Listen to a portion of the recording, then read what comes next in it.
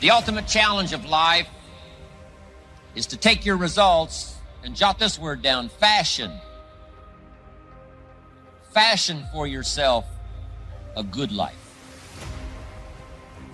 Fashion for yourself a good life, like weaving a tapestry. A good life does not happen by accident. My teacher, when I was 25 years old, gave me two phrases, and I want to give you those two phrases as I wrap it up here today. And these phrases helped to change my life. Here's the first one. If you wish to be wealthy, study wealth. If you wish to be wealthy, study wealth. He gave me a little simple formula to consider. A wealth formula. First 6 years of my life, I wound up broke. First 6 years of my economic life, I wound up broke. Second 6 years of my economic life, I wound up rich. He gave me a whole new economic philosophy. I studied it. I practiced it. I became wealthy. Everybody in this room wants two things. Everybody wants to be successful, and everybody wants to be happy. I'm going to tell you something about that. That happiness and success is available for every last one of you. But I'm going to tell you what you're going to have to do. You got to change your mindset. The difference between successful people and non-successful people is right here. It ain't no difference.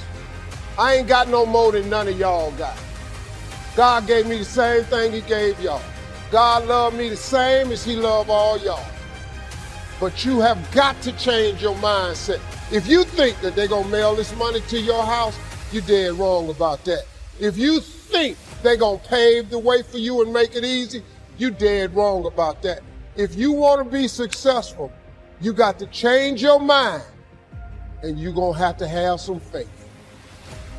But because of these failures, because there is something inside of you which feels that you don't want to fail the fourth and fifth and sixth time anymore. Because of this, something else inside of you starts to become very, very strong.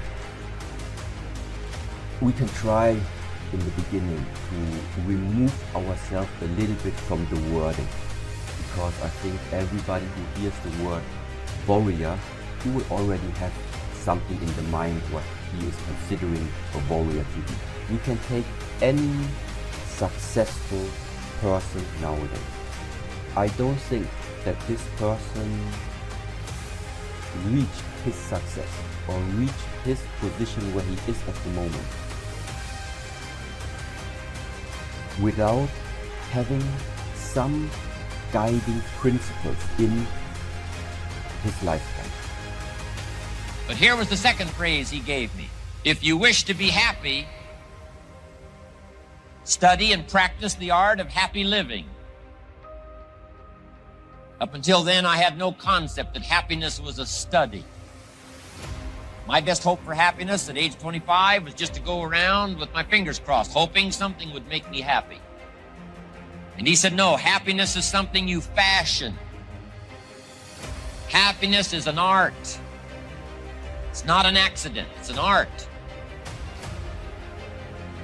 And so I'm asking you to study and practice the art of living a happy life. And start with your family. If you want a happy evening, you have to design it. It's not going to happen by accident. If you want a happy weekend, you've got to design it. You've got to fashion it. You've got to weave it like a tapestry with your own hands, your own ideas. At age 14, I wrote on paper everything I wanted to be, to do. Today, I am doing those things. And something happened between sleeping on the floor, flying my own jet. What happened is I had a mental transformation. Nothing changes until your mind changes. So my whole life was changed because I fed myself new information from that book, which changed my concept of me. And I discovered that there are 5 questions that everybody must answer to become successful. Question number 1, who am I? It's a tough question. And some of you think you've answered it, but it's not an easy question to answer. Normally when I ask people who you are, they tell me what they do. I didn't ask you what you did. I asked people, who are you? They say, I'm a nurse. I didn't ask you what you did. I want to know, who are you?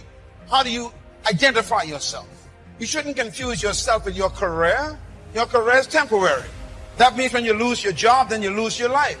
Who are you? Faith comes by hearing good words.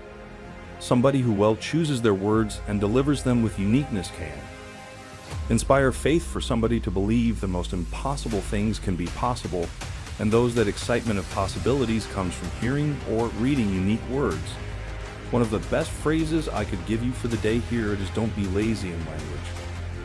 Don't be lazy in language, because the gift of language can create a career. It can help somebody see the way into the future.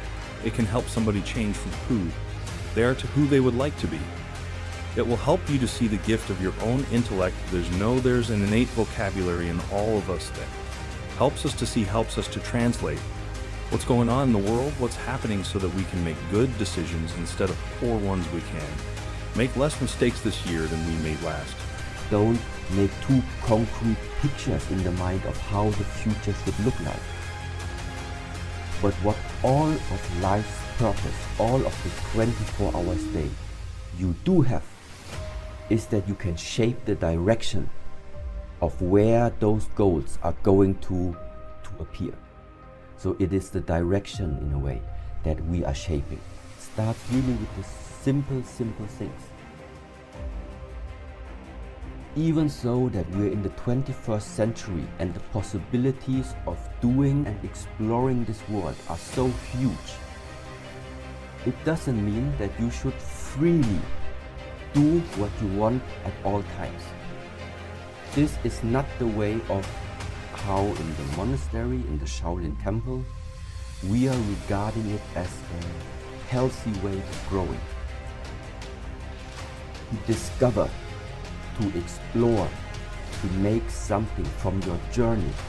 Things to pray for is to be gifted in language, because it can have such a dynamic effect on your children. It can have such a dynamic effect on your business. It can have such a dynamic effect on your customers.